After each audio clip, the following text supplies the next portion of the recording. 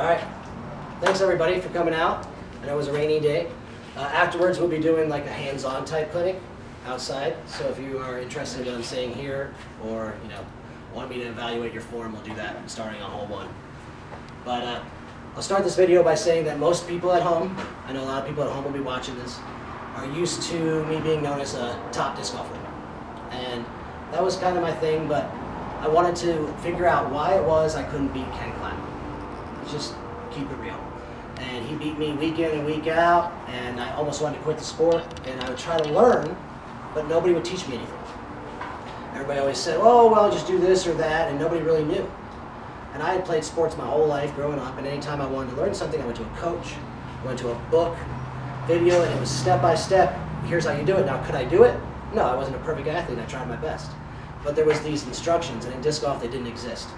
So I started teaching disc golf and started getting into it, and it led to me getting a master's accreditation to the University of Oregon and being able to teach disc golf all over the United States and the world after that.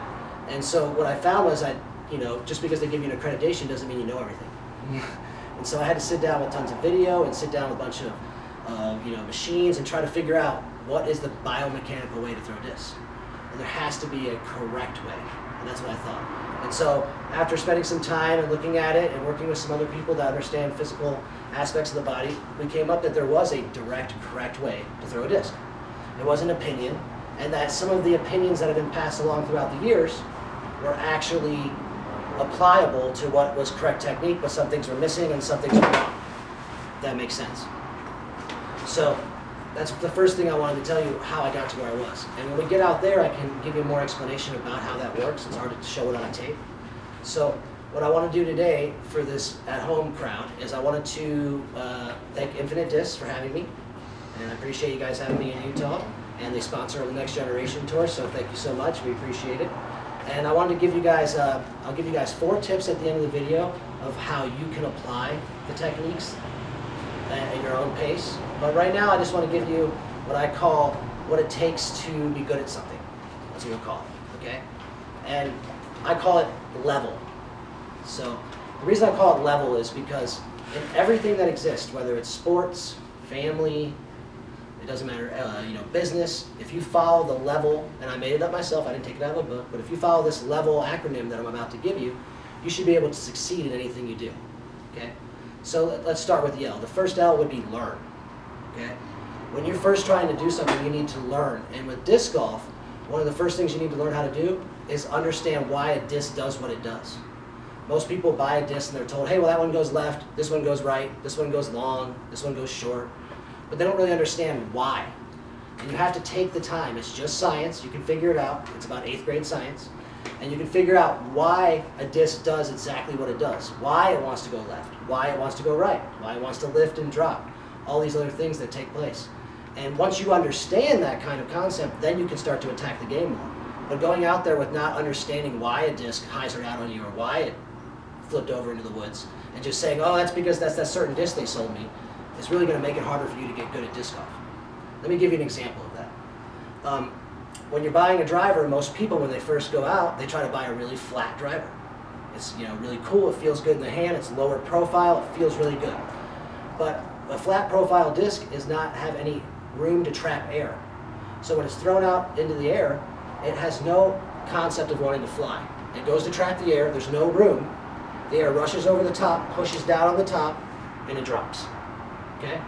But if you buy a domey disc, and the reason you see a lot of top pros with domey discs, oh, I got that domey driver, is because as the disc is flying through the air, it's deflecting the wind, right? Well, some of the wind deflects underneath, gets cupped, and since there's room under there now, it pushes and creates a pocket under the disc. And that allows, if you see a lot of the really fast discs have a flexible dome. So that's because it's expanding a little bit, it's getting high pressure push. That allows the disc to float and carry. And that causes what they call hyperlifting. You see a disc kind of come across the sky and it lifts. Well, that's because the dome is stretching. So these are the kind of things that you need to take the time to learn if you want to get good at disc golf. So that's the first part of learning. Second part is learn the rules. I know many of you think that you know most of the rules, but learning the rules as you go, it can be really difficult on the people you play with and yourself for the enjoyment factor. So go out, actually learn the rules. You don't want to be a guy who who putts and develops this great putting style, and you're practicing all the time, and you putt, and then you kind of walk through it every time, and then find out at your first tournament that that's illegal. And then now you're at the second hole like, oh, the guy just told me I can't do that, what am I going to do? I've practiced only that.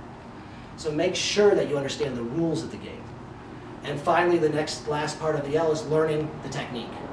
Now, that you're going to have to take the time to meet someone like myself. Come to a clinic that takes 2 hours. Maybe take a class at a college. There's lots of top pros teaching at colleges. You can go to a community college or a local college, even if you're not a student, pay the money and sit in on a class from one of the college clubs. There's many college clubs in the U.S. currently teaching. Or you can find your local pro, but learn good technique. You know, even if it's uncomfortable and you don't like it, don't try to imitate the person next to you. Try to learn this biomechanical technique that we'll get into. Okay? So that's the L. The E in level stands for evaluate. Once you get to the point where you've learned everything, you need to evaluate where you are. Evaluate the stuff that you've already learned in the past versus the stuff that you're learning now, and figure out where it is you want to go with the game. Not everybody wants to be Paul Macbeth or Ricky Wysocki and be the greatest player of all time. They just want to do it for fun and enjoy the game. So figure out where it is, evaluate where you want to go in the game, and then decide what you want to do. Maybe you want to train for distance. Maybe that's the whole thing. You want to be a guy who throws it really far. So evaluate your goals, and then evaluate where you stand against those goals and the stuff you just learned, which will lead us to the V, which would be verify. Once you have all those skills and you evaluate it, you need to verify what it is you're doing. You know, it's your opinion that you think you're doing it right. You need to take videos of yourself and have your friends take videos and look at those videos. You need to find a local pro to check out your form and say, hey, does it look good? Does it look better? Take a look at me. And you also need to go play in tournaments, because you need to test the abilities that you're now trying to practice. And the verification, that'll tell you where you're at. You'll say, okay, well, I gotta go back because I'm still getting 20th in intermediate. My goal is to be a top advanced player. So I need to go back to learning and figure out, evaluate what I've learned. And say, okay, well, I didn't learn how to do the backhand correctly. Let me go find someone who does really good backhand hyzers and reevaluate. Okay? The next part of it would be, the next D in level would be execution. And that really is one of the hardest parts. So now you've got all these tools and you've learned them, but you need to execute what it is you're trying to attempt to do. And one of the most things that I see traveling around is that people have what they call performance anxiety. Okay? And I have performance anxiety. If you play in tournaments and you don't have performance anxiety, then you probably shouldn't play in tournaments. That means that you don't really care about competing. And if you care about competing, then you'll have this feeling. Actors get it. It doesn't matter if you're got a big meeting and a business meeting, you feel it as you get ready to go in the room. And that kind of energy can be used in many different ways. And you have to figure out what it is for you that causes you to get over that. Maybe it's your diet, maybe it's your travel, maybe you practice a lot the night before, maybe you don't throw a single warm-up shot in the morning because it makes you feel better because you're nervous. Whatever it is that you need to do, you have to find a way to get over performance anxiety, because it holds everybody back. Even at my level, I've been playing 20 years professionally. I'm still nervous, really nervous. The last round of the Masters US Championships, my hand's shaking taking scores on the third hole. And I'm supposed to not be nervous. That's not true. Everybody will feel it. The more you're vested, the more you'll feel it. Does that make sense to everybody? Yeah. So that's the execution. And finally, you have to continue to learn. The last L is learn. If you don't continue to learn, we start with learning and we end with learning. One of the things I see is you get a guy who becomes pretty good, 10, 15, 10, 20 rated based on what they've learned. Then that's where they max out and they slowly dwindle away from that. If you're going to be good at anything, you have to continually learn. You know, when I got to be 1025, I didn't say, oh, I'm good now. I tried, I kept buckling, I want to be 1030, I kept 1035, I want to be 1040, I want to be 1045. I just kept pushing and pushing and pushing to that next level. And the way I did that was by continually learning. Saying, okay, well, at the last tournament, I seemed to miss all the putter hyzer holes. I don't know what it was, but I only got about 1 of the 6 shots. What am I doing wrong? Who does that the best? Oh, Ken Climo does. Let me go talk to Ken Climo. Climo, will you take a look at my form and see what I'm doing wrong here? Or, you know, whoever your local pro is. And I think that continual learning is what makes you be good at things. It doesn't matter what you do. You have to be open-minded and not be saying, well, I'm the man now, I can throw 600 feet and I make all my putts. That's not how you're going to stay great at something. Because the levels go up. Look at the sport now. You'll see that every couple years, the sports level, as the sport's growing, like disc golf, the ability to cash gets, you know, it was 960 a few years ago. Then it was 980. Now it's 1,000. You know, now I'm 1,019 and I can barely get top 30 if I'm not playing well. Think about that. So, you know, continually learning, and that's because I stopped learning. 2 years ago, I had surgeries and I gave up learning and practicing, but now I've got to go back to the drawing board and get back to that learning and apply it to myself and go through and learn and evaluate, verify, execute, and continue to learn, all right? So that's just something I think you guys should take with you and something that can help you be better overall in the sport approach. Now, any questions about that before I move on? So you talk about, obviously, since you stopped learning, your game is declining a little bit. How much would you credit that to just fatigue of the body and age? Like, what's your distance now compared to Well, the neck 5 years surgery, ago? I had neck surgery. I had 5 through 7 fused. That was 12 months ago. Most people probably don't play sports after that. If you look at Peyton Manning, it's the same surgery that go through the front. You saw him in the Super Bowl, there was no rotations on his ball. Like, he could get it there, but it was like, why is it not spinning like it usually does? Because you just don't have that pop. And I didn't get much physical therapy because I'm traveling around the NG tour and trying to keep disc golf going, so I can't sit in one place for 8 weeks and go every day. So I would say my distance is much lacking. I'm throwing maybe 450 to 500 foot when I really want to throw a good tee shot, when I was probably throwing 550 feet on a good tee shot. And I think that most of that isn't from lack of age, it's from just lack of playing. I don't play at all anymore.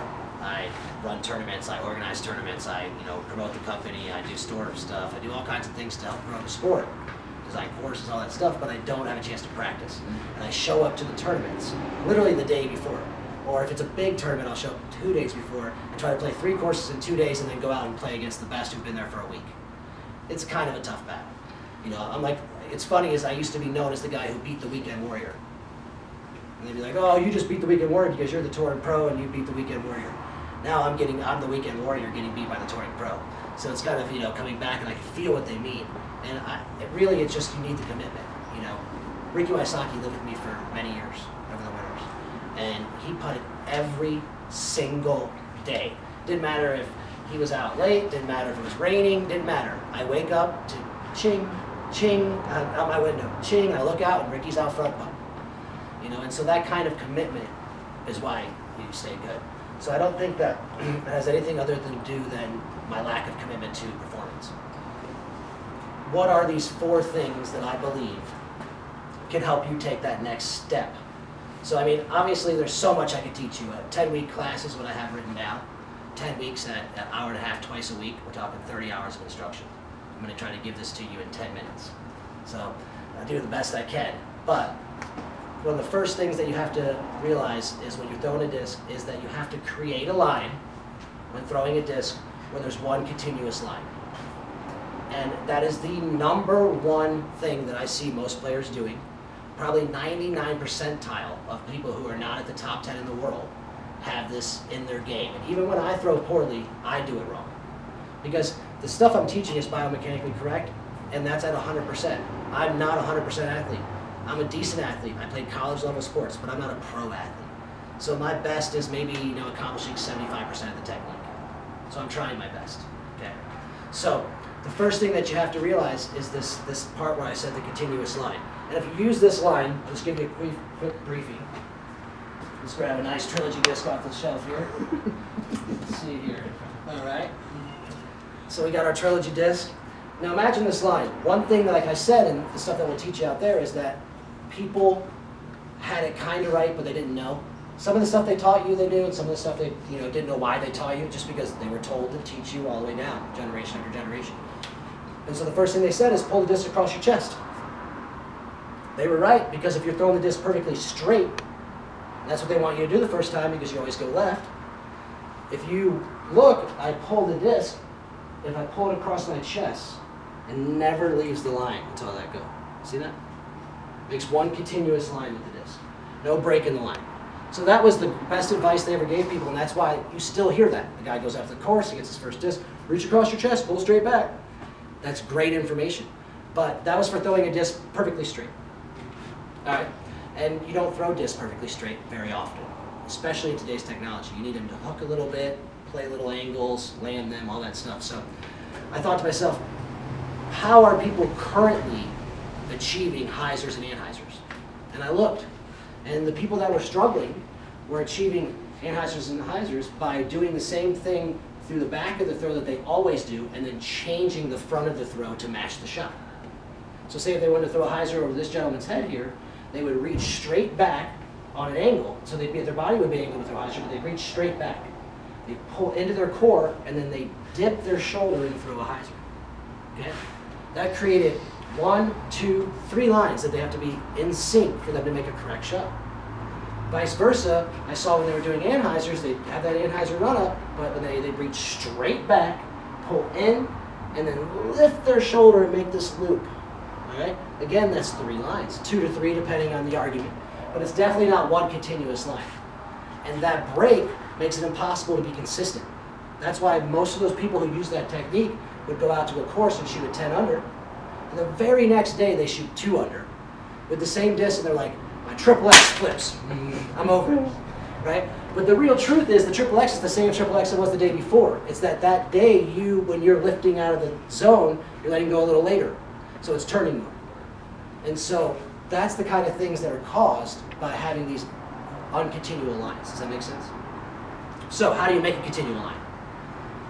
Say I want to throw a hyzer over this gentleman's head. I line up to throw a hyzer. You see the top guys, they're all go to the front of the tee pad, and they're holding the disc out there, and then, okay, I want it here. And you see them doing that, right? That's because they're putting it on the line that they want it to fly, and they're seeing that line out here, the front of the swing, and then what you have to do is match that line in the back. So if I'm throwing a hyzer, I don't reach straight back. I reach away from my body over here instead of here. That allows you to pull a perfectly straight line that never leaves that line of hyzer I'm trying to throw. See how the disc never leaves that line? So it makes one continuous line, and thus, when I show you in the field, with my eyes closed facing the other way, I can throw hyzers any height, any distance you want me to throw. It has nothing to do with me being specially skilled. It has to do with the fact that if you're reaching away from your body and you're pulling straight, there's nowhere else the disc can go but hyzer.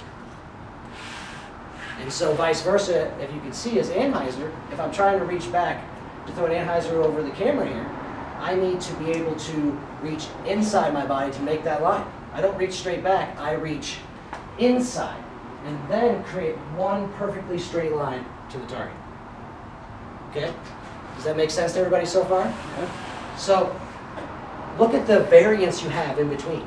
I was here with a big hyzer, reaching all the way away from my body. I was way over here, throwing way out here with an anhyzer. That means I have all of these marks in between here. I could throw slightly inside my body for a baby hyzer. I could do flat hyzer. You see all the variance I have here and all the variance I have here. You basically have a half circle behind you to choose where you want to throw. And I think that if you follow that technique and you consciously think, I want to throw an anhyzer, I need to reach inside my body, you'll be more likely to throw an anhyzer. All right? Now, a couple things that go along with that you need to know is the height. How do I deal with the height?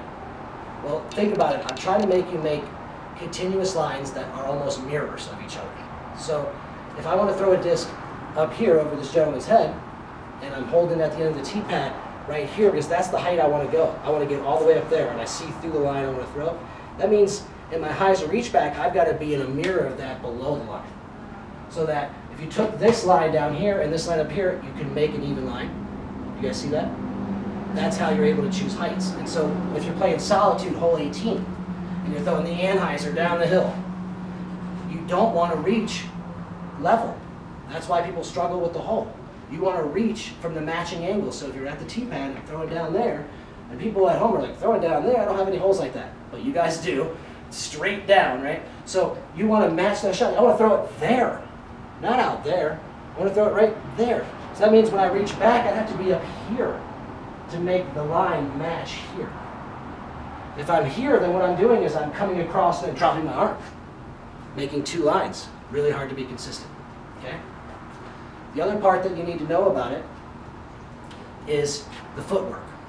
When you're doing these things, you have to realize that your footwork dictates what you're going to do. So if you're going to do the hyzer shot, you have to, I tell people, imagine there's a line through where you're throwing, to the left of you. If you're throwing hyzer shots, you have to be able to walk into the hyzer, but you have to be able to change the length of your left step for every shot. So if I want to throw a hyzer, I take a short left step to start, which then would put me in a position to reach inside my body. Okay? And if I'm taking a straight shot, I take a step a middle-sized step on the line, which opens my hips up and allows me to walk to reach straight. And finally, if I wanted to throw an Anheuser, you have to take a larger step to open your hips all the way up so that you can be in position to reach over here. Okay? Now, that is really key. I see people taking the same size step for every shot. That makes it really difficult. Finally is, well, Dave, I did what you said. I reached back hyzer, but I was throwing the disc like this, and so it's still Anheuser. Right? Well, that's where some of the biomechanics come into it. When you are reaching hyzer, the way I'm teaching you away from your body, if you're reaching hyzer away from your body, see how you naturally bring the joints together? But if you're Anheuser out here, you're going to go away from the joints. And it'll really hurt yourself if you try to do that. So you'll know that it's wrong as soon as you reach hyzer and throw an Anheuser, because you'll feel the pain. You'll be going against all your joints. So consciously always have the disc and hyzer angle when you're past this line. And you can look at it like this. Spike hyzer will be way over here and kind of come to flat and then the Anheuser. All right? And so vice versa, if you're reaching back Anheuser and you try to throw hyzer, you go against the joints. But if you reach back Anheuser and you throw the line, the joints work together. Does that make sense? All right, so that's the one part. And it takes a lot of detail to go into. There's so much more explanation on that part. But I want you to understand that that's really the key. When I show it to you in the field, me demonstrating some of that, when we get to the course, you'll really understand it and you'll be like, oh, it's that easy. People that struggle with one shot or the other, in 1 minute I'll have you throwing that shot. It won't take anything. You'll be like, oh, I never could throw an Anheuser. Now you can. Because it's because you lined up to throw a hyzer, and you reached to throw a hyzer, and then tried to throw an Anheuser at the last second. All right? Any questions about that part? How do you practice that at home? The answer to that is find a buddy, which we'll do out there, and have them spot you. Because the next part that you need to practice to be good at disc golf, driving, is keeping your head in place. Okay? So if you don't keep your head in place, then you will chase the disc, is what I call it. And when you chase the disc, that makes you move your shoulder and pull the disc off the line that was over here. So you'll need someone to spot you because you have to learn how to throw the disc with your chin tucked and let your left shoulder bring it through, as if you're swinging any club, bat, hockey stick, it doesn't matter what it is. These aren't something we invented, these are other sports. If you watch baseball, it's always drop, then he looks. Hit, then he looks. Hockey, hit, shoulder brings him up, then he looks at the goalie. Those are the things that we have to concentrate on. The only difference is since we're not swinging a club, our club is our arm. And we happen to go the other way because it's connected to our body. So we're on this side of the body, but we have to, when the disc comes into what we call the contact point, which is here, you have to stay there with your head until your left shoulder brings you up to look. If you turn anytime early, if I'm here and I start to turn, look what happens to my shoulder. See how it comes up? It brings me off the line. It's really impossible. That's why people call it rounding, or you're lifting your head, or you hear all these expressions people are talking about. What they mean is that by turning your head, you bring the disc way over here. And now you're going across the joints and you're just rounding, rolling your wrist, whatever you want to say. So you have to really concentrate on keeping your head in place as if you're hitting a home run. Imagine you're a left-handed hitter and you're hitting a home run and then you look. That's why it says in the rule book, one of the rules is you must watch the other player throw. It's not just because they're going to make a penalty of some type. It's because you want to see where the disc goes and help them find it. Because if they're doing it correctly, they won't see it leave their hand, unless it's an approach. When you're driving and you turn your head away from the target, it stays away from the target until the disc is out of your hand. Best example of that in my career. I was on a few covers of the magazine, and one of the covers was the National Tour in Carolina. And people said, Dave's got no shot at that. I was ranked #1 at the time, but it's tight, and it's wooded, and it's long.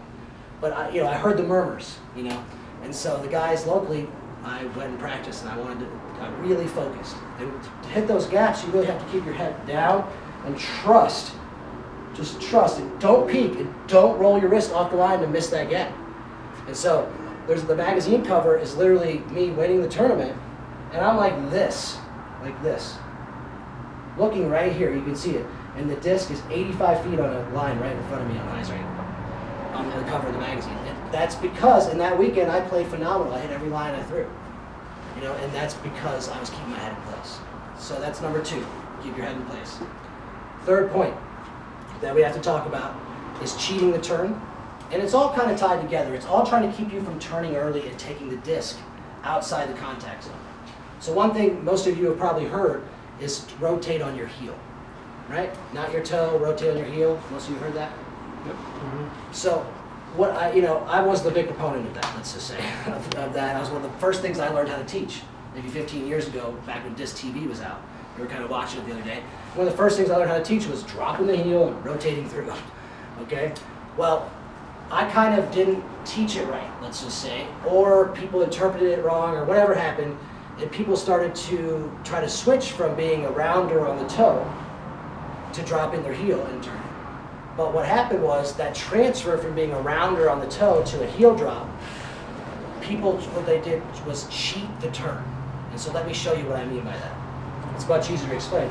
As they came through, instead of just dropping the heel, they twist their foot like this and then drop. See how that twist pulls the disc from back here to here? Now all I have is this. You see? And it puts your body in an open position, your hips are out of position, and you can't hit your line. If you watch the top guys, their heel drops, not backwards, but on an angle, drops before the arm even moves forward 1 inch. The arm is not even flexed yet when the heel drops. They're like, and right when that drops is when they start to flex. The energy comes up their hips through their core, and then they pull the disc. And look at the difference. Drop the heel, I have all this space to throw. Cheat the turn, oh, I only have from here to there. So people have been trying to time that release with the turn, and really that was incorrect. That came from YouTube, or it's hard to break down when you're watching somebody. It's a really fast movement. But the real truth is, it's drop, pop, not drop and pop at the same time. You have to drop to the ground and then take the energy from the ground and go through the shot. Not try to time it as you slide through. Does that make sense to everybody? Yeah. All right, and so the final thing that I wanted to go over today that we can do in here, and it's the most important part, it's called tempo.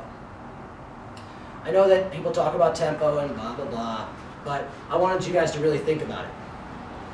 In any sport that you play, there is an increased amount of energy from the beginning of a technique to the end of the technique. And the only way to release that energy forward onto the item or whatever it is you're using or throwing or hitting is by building it up and releasing it at the right proper moment and not storing it back in your body. Okay? And what happens is many people mess up their tempo and it causes them to do a whole bunch of different things wrong. First one is that they go too fast. You don't have, if you're doing it the way we're talking about, you need time to be able to reach back, drop, pull. If you're running through that, you're leaving that stuff out, and that's why you're cheating the turn and running through it. If you watch the top players, they are very slow and methodical. They're literally like, and then they start moving fast, because it's like you're like a snake building up on something. The best person that I ever thought that described it best was Bruce Lee. Bruce Lee is the master of quick energy, right? And what he said was that when you're attacking something, you're building energy, you have to almost feel like you're a cat. You always like, I know it's because you had a cat, but you have to feel like the cat and you're getting ready to pounce. That's that energy where no one can see you. Feel like you're almost sneaking up on what you're doing. That explosion that you can get will cause you to throw the disc a lot further. When I reach back to throw a disc, my arm is loose. It's not tight yet because I'm waiting to tighten it to get that extreme pull up. When I grip the disc, it's loose. And it isn't until I get into my full throw that I tighten the grip slowly. My footwork is slow. It isn't until I take my third step that it speeds up. When I'm putting, when I reach back, I don't go. And you see lots of people doing that. That is too fast. You have to practice. Watch Paul Macbeth, watch Ricky Wysocki. They're like, and then fast. Because you have to be precise on your downswing and your backswing so that you can go forward where you want to. If you come down too fast or reach back out of control or your footwork's too fast, you can't hit the mark. You can once in a while, but not consistently. It takes practice to hit the mark every day. And if you're a guy that's going to practice 12 hours a day so you can throw a 350-foot hyzer on one particular hole, then that's your move. But if you want to be able to throw that shot over and over again, then you'll slow down and think about the movements. Does that make sense to everybody? Yeah. So, last thing about that tempo I want you to see. Think about the players. Think about watching them on the team pad. They do stuff like this. Because they're giddy, like you guys. They want to go, right? They're like, oh, I gotta go, I want to go. But they calm it down and you watch at this moment they go. Some of them breathe out loud. Most of them breathe, but most of them breathe out loud and they release the air and their finger is like this. Look at Nate Doss. It looks like this. He's like, because they're waiting to get that energy into the disc and really push it forward. And a good example of that is watch what happens when you reach back instead of allowing you to do it slowly and turn. So players reach back. You see that? They push all the energy that way, they're going really fast, and then they're this way, and then they're expecting their body to sling it back this way is really fast. But it will never go faster than you reached back because you're already going at your full peak. Things have to increase. It has to increase from 10 to 100%. And if you reach back at 90%, then you've only left yourself 10% window to go faster. So there's no acceleration pop. There's nothing. But if you watch, the reason they put it out here like this is because they put it right where they're going to throw it from. People say they walk around the disc. So the guy's going to throw it, he puts it right there. And then he goes and steps around it. He hasn't reached at all. Now his arm is in perfect position with no flex to flex as he pulls and use the core muscles to flex the arm and have a chance to throw the disc with a lot of energy. Does that make sense to everybody? When you do the hill drop, are you going slow or fast at that point? Fast. It's fast. So that's why on tape people thought it was one motion, but it really is like drop, pop. But since it looks like it's all one motion, people got really confused, I think. And people like Paul McBeth and Drew Gibson took it so far they ended up on the side of their foot, which really throws people off. They end up like this, which I don't know how they're doing that, how it doesn't strip their ankle tendons, but I watched Eagle, and now all the young kids today who throw it really far, they all do it. They don't tend to get as much turn back as me, so they're kind of here, but they drop it, and then when they rotate, they're kind of almost on the side of their foot like that. And if you look at their shoes, they're all ruined right here. And you can tell, when you look at it, best way to look at it, a professional shoe is wore out here. An unprofessional shoe is wore out here and here. Because it's on the inside of the foot, and they're not rotating, they're dragging everything. All the action's happening here before they land. And then they're just forward. But a good player's toe never really touches the inside of the toe, he just drops, and all the action's on the outside. Question over here? Yeah, when you talk about your head position, you see some guys look all the way back. Yeah. In other words, what is your ideal amount of all depends on the of shot look back? distance, and you figure that out for yourself. But first thing I want to say is I don't know what I see. I'm seeing nothing. I'm imagining the angle I'm going to throw and trying to feel the distance. But I will tell you this: if you have to throw, it depends each person. If you have to throw it hard enough that your body forces you to come back, then you want to have your head back. But you can, say the shot's only 80 feet, you don't have to put your head back as long as you're not maintaining the arm. You can keep your head forward like Ken Climo, but keep that straight arm and still throw the shot. It takes a lot of practice. I struggle with it. Even at like 100 feet, I'll tend to go. You know, I can't help it. But Climo, I mean, he was always like, inside the body with the head still looking. He'd be like this in the picture and be like, you know, and I think that's why he was so good at approaching, because he didn't have to throw it so hard that he had to turn his head back. That comes, you know, you measuring your distance. Anybody else? All right, so last thing I'll say before we go out there is disc golf is a hard game. And the stuff that I'm going to teach you out there and the stuff that you may have tried to hear or you see in other videos at home, Dave Feldberg's biomechanics, a lot of people call it, you're going to get a lot worse before you get better. You have to understand this. The reason that people in disc golf don't get better is because a lot of people are instant gratification. And that's in most sports. They want to learn something and be better overnight. That's not how it works. Like my best example is a free throw shooter in a basketball team. Say he's a 70% free throw shooter. But he's the starter and he's really good, but the coach is like, you have to be 82% by, you know, the next couple of years. We need to get you up. we need you to make an 8 out of 10, now 7 out of 10.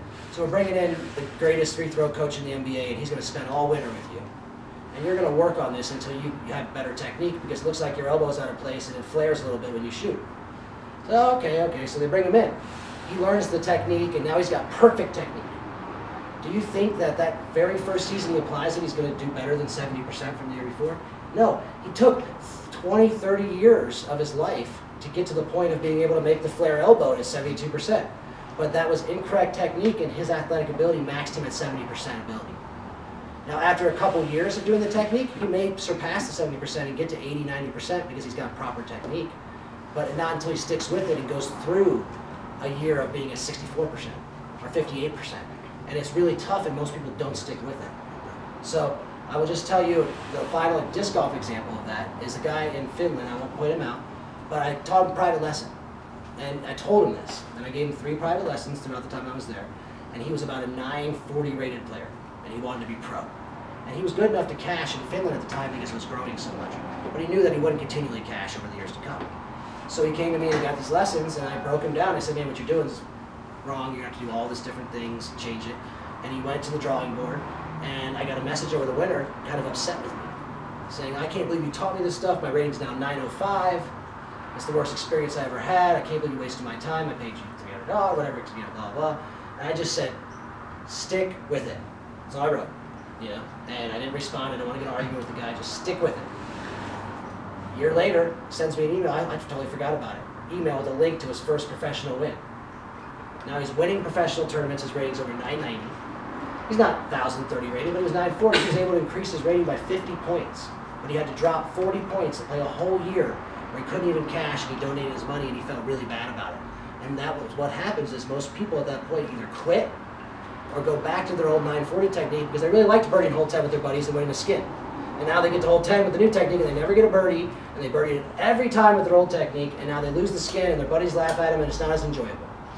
But in the end, you'll have the last laugh if you just practice the techniques, biomechanic techniques, and stick with it. And that's what I have for you today on the video. We'll go outside and look at the stuff. I want to thank Infinite Disc, Latitude 64, my sponsor, Next Generation Tour, and say, if you're interested in some of the things that I said here, we're going to expand on them in the videos over the winter. But if you want to see it in person, come to a Next Generation Tour event. Get a clinic. It's free. See you out there. Woo!